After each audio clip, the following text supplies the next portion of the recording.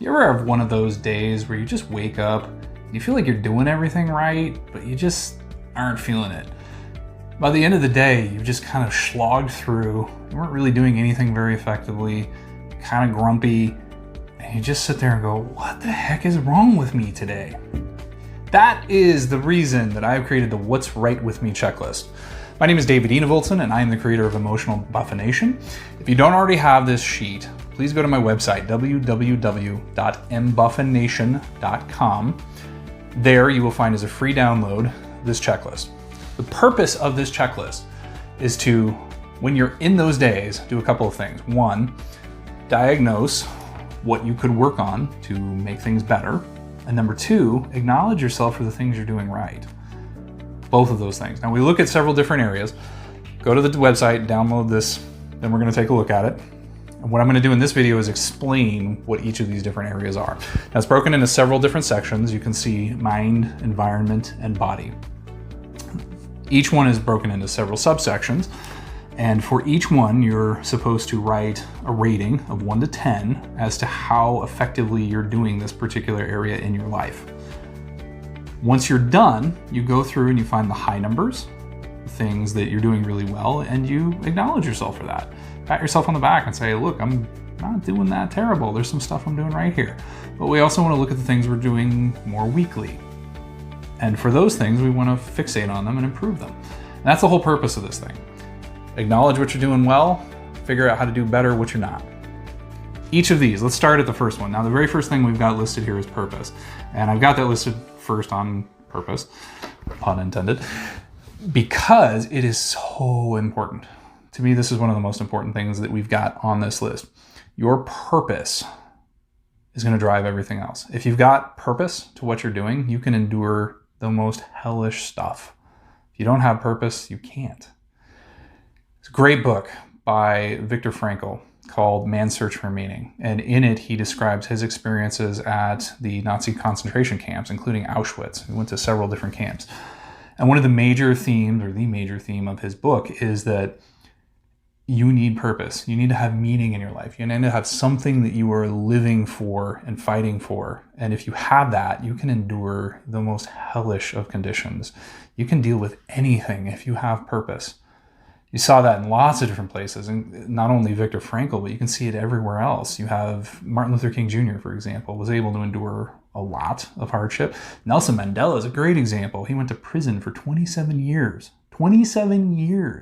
and was able to endure through that because he had purpose underlying what he was doing.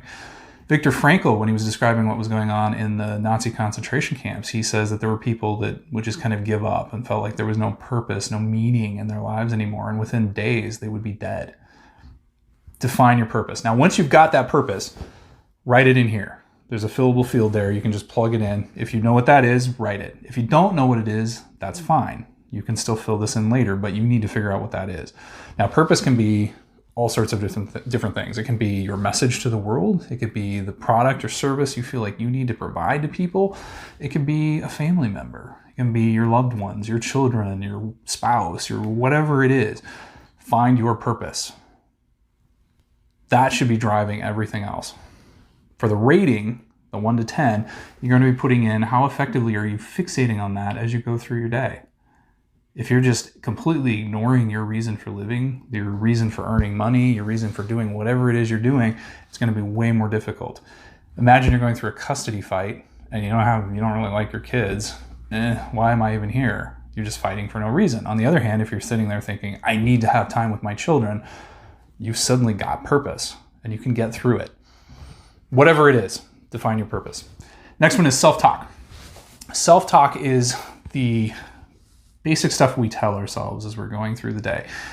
I didn't realize this many years ago, but I would sit there and bombard myself with the most negative of messages. I would say, oh my God, you're so stupid. I can't believe you would do that. What a failure you are. Who would even say that thing that you just said? We wouldn't say this to other people.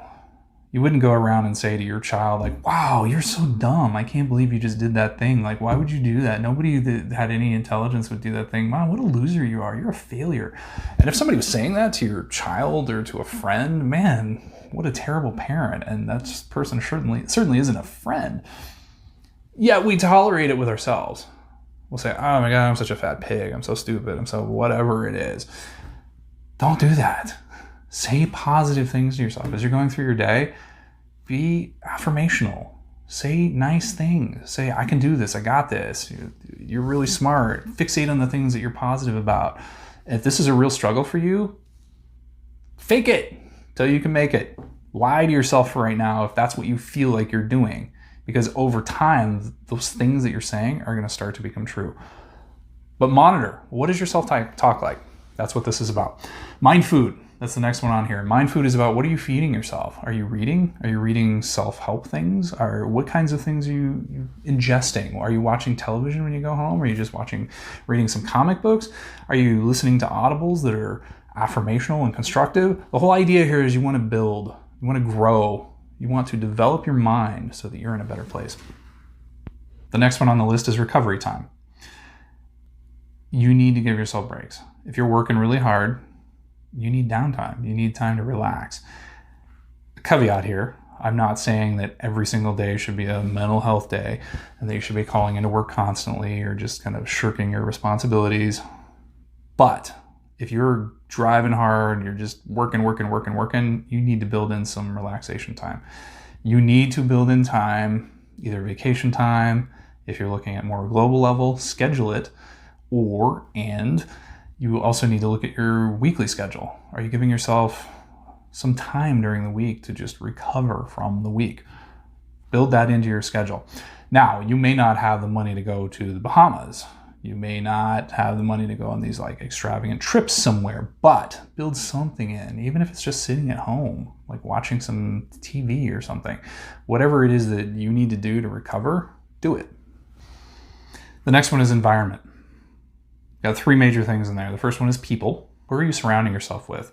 Are you around people that are super negative and all they want to do is complain and criticize and they're not really doing anything constructive to get out of whatever problematic situation they think they're in and they just want to gripe all the time? You're going to start soaking that energy up. You ever walked into a room and had that person that's just the energy vampire and you walk in, you feel happy, and then all of a sudden you go, oh, God, why do I have to talk to you? Can't you just solve your own problems? Oh my God, you're killing me. Yeah, that's terrible. That thing happened to you and that person talked to you like that. And then you walk away feeling like garbage. Cut those people out of your life. On the flip side of the coin, you also want to make sure that you're surrounding yourself with super upbeat, happy people. You ever walked into a room and you see somebody that's just like, hey, what's going on, everybody? I'm happy to be alive. And then you walk out feeling like, yeah. The people that you are around are going to impact the way that you feel. Because of that, choose to be around people that are going to encourage in you the feelings you want to feel. Physical surroundings. A couple days ago, I went to a house. I visited somebody's house, and everything was just this real earth-tony brown. There was no contrast anywhere. It was just brown. And when I walked in, I felt very bleh. Energy tanked. I just wanted to curl up and fall asleep. It's subtle, but the environment you're in is going to impact how you feel. So think about the setup at your work. You know, when you go to work, what do things look like? How are they set up? Are they ergonomically designed? Are they set up in a way that's going to make you feel like garbage? Are they energizing? Are the colors energizing? Is the stuff that you've got surrounding you energizing? Or is it going to tap your energy out? Pay attention to that. Success surroundings. This is all about preventing last-second chaos or emotional reactiveness. One of the underlying concerns that we have all the time is, here at Emotional Embuffination at least, not everybody has this, but I have this concern, is that if you're always in emotionally reactive mode, if you're always dealing with things on the fly, you get tapped out. You get exhausted, and then you can't deal with crises when they emerge with the same level of energy that you could deal with anything else. So you need to think ahead, try to be proactive about things. Are you going to be rushing in the morning and you know you're going to need to get gas? Get gas tonight so that you don't have to deal with this extra problem in the morning. Are you preventing potential problems down the road? Did you get insurance so that if there is a problem, it's not going to be this absolutely devastating problem? Do things to set yourself up in a way that are going to prevent problems down the road. And when you have fewer problems running in your life, and then one problem does arise, you're going to be able to tackle that way more effectively. That's what success surroundings is about. Be proactive, attack things ahead of time, make it so there are fewer problems in your life. The last section we have on here is about your body. First one on there is exercise. You've got to get some kind of exercise. Get your body moving. God gave you this gift of this body, and it was not designed to just sit on the couch and eat chips. You need to get out and do something. And it doesn't matter if that's the gym or going out and doing some joint exercise with somebody or just walking around the block. Get some kind of exercise. Your body, it's a lot like a motorcycle. You don't just park the motorcycle in the garage for 15 years and pull it out and think it's going to work great and everything's going to be fantastic. So your body's the same way. It needs to get out and rev up. You need to do stuff. Make it work. Sleep. Sleep is huge. You need to be getting 7 to 8 hours of sleep. Minimum 6 hours of sleep. Our culture prides itself on sleep deprivation, and it's really stupid. I did this for many years, and I had no idea. There's actually a book called Sleep Revolution by Arianna Huffington. Amazing book. You should check it out. But it talks about this culture that we've developed where we glorify sleep deprivation. We think it's amazing, but it has so many horrible things that it can cause. Make sure that you are getting enough sleep. If you have not had enough sleep and you're trying to get through your day, you may be functional, but you are not operating at optimal parameters. Get sleep. Schedule your sleep. Make sure that you're going to bed on time. Don't just stay up and say, oh, well, it's 2 a.m. now, and I guess I'll just wake up at 5. Schedule your sleep and stick to it. Make sure you are getting enough sleep. That is going to dramatically change the way you feel if you are not doing that. Nutrition. There's so much information out there about nutrition, and this is going to be very personalized. The things that you eat are going to be different from person to person, but pay attention to it. What are you feeding into your body?